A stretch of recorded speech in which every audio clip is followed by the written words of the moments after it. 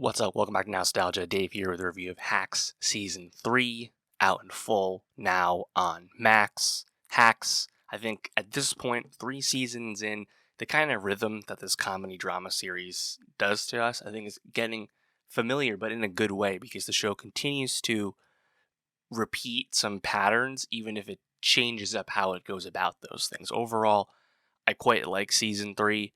I thought it was really strong, kind of start to finish, and again, comparing it to the past of Hacks, the past 2 seasons, and how it differs from those, I think is pretty interesting. Also notable that Hacks was renewed for a 4th season, despite this being, a Max original show. Most of those have been fallen by the wayside over at Warner Brothers Discovery. Of course, this is not produced by HBO proper. It's a separate silo. But I think clearly the Emmy love, critical love, and the solid ratings, all things considered, clearly keeping the show going, and I think that's great. It's really well deserved. But coming into Season 3, I liked the dynamic they gave us, as Jean Smart's Deborah character has gone, up and down, literally being a titular hack in the beginning, but then kind of getting back up to the top of the mountain in terms of the comedy world at the end of Season 2.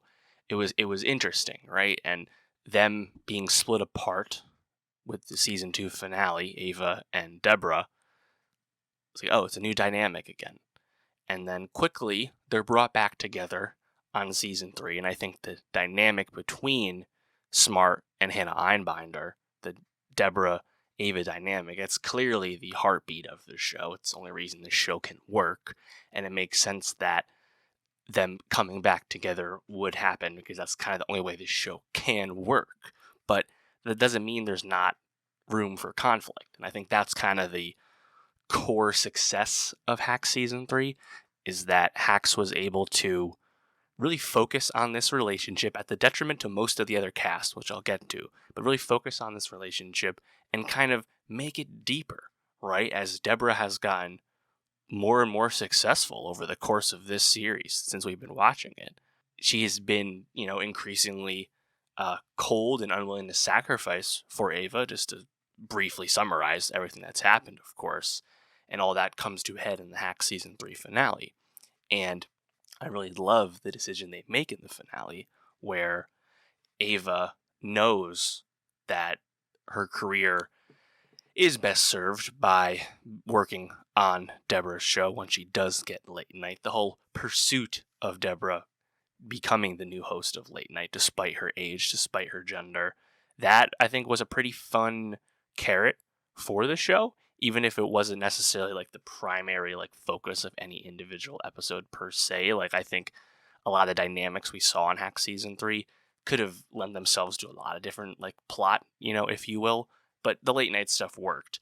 Anyway, having Ava attach back on to Deborah after being rejected again in this finale, and basically twisting the knife and, basically threatening to blackmail Deborah. So now we're keeping our 2 core characters together, but putting them back at odds again. I just love how this show continues to reinvent and find new ways to keep this dynamic fresh, because we know they have the chemistry. But I think it was going to be a challenge as Deborah found all this success again as a character. And I think to the creators' credits, to the creators' credit, though, they've really, again, found a way to keep it fresh, keep it honest and genuine. And frankly, it's a really satisfying way for this season to conclude, because I think there was a lot less of this ongoing tension present throughout most of Season 3. I think, in a sense, Hacks had kind of become a bit more of a vibes show, a bit more of a hang show. And I think a big part of that was that most of the supporting cast had their least significant arcs to date. I mean, Carl Clemons-Hopkins, Marcus, Deborah's manager, he's never had less to do on the show than he did in this season. Poppy Lou, for example, is Kiki. She's in one scene, one and a half scenes in one episode. Caitlin Olsen as Deborah's daughter probably has the best piece of the supporting work to me. I think the roast episode was really funny and nicely timed with the comeback of roasts, with the Tom Brady roast on Netflix in real life. Christopher McDonald as Marty. Of course, less involved with the show now that Deborah's not working and living in Vegas anymore, like full time anyway. But he does have some interesting moments during the golf episode. His character's relationship with Deborah paid off a little bit from the past seasons anyway. And then you have, of course, Kayla and Jimmy, Paul W. Downs and Megan Stalter's characters. And, you know, I always have found them pretty superfluous to the show. It's kind of clearly like a function of like, hey, they're part of the cast, they're part of the ensemble, they're, starring characters and not recurring characters, so they're just going to be around. But like, it all felt so superfluous this time around. I thought all the kind of payoff with the relationship, working relationship, and the Catherine Newton cameo in the finale and related to that, like, I don't know, like, I just wasn't super invested in that stuff. Even like the pickleball episode was fun, the pickleball scene from them. The best guest spot clearly was the Christina Hendricks episode. Her dynamic with Hannah Einbinder was absolutely hilarious. Like, that was some great shit in terms of Christina Hendricks just playing this like dominant power lesbian woman. Really great.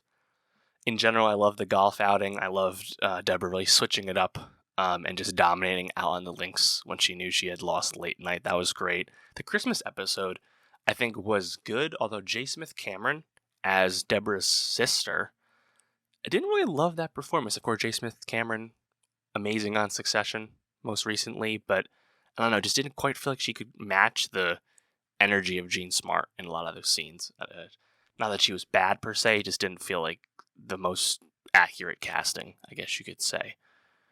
But yeah, I think all in all, like, I'm really happy the show is continuing because I think it's a really strong example of a show that's able to really pay off like old story and existing dynamics because it's just all character, like what this show does. So I think even if this was a weak Marcus season, like he didn't get to have we didn't watch Marcus tell Deborah he's leaving and not going to work for her anymore.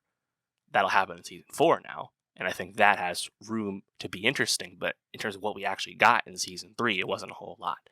But I'm hopeful for season 4. I would not be shocked if that comes back around next year, honestly. Depends how quickly they get to filming. If they start filming second half of 2024, maybe in the fall or something, there's a chance. We'll see.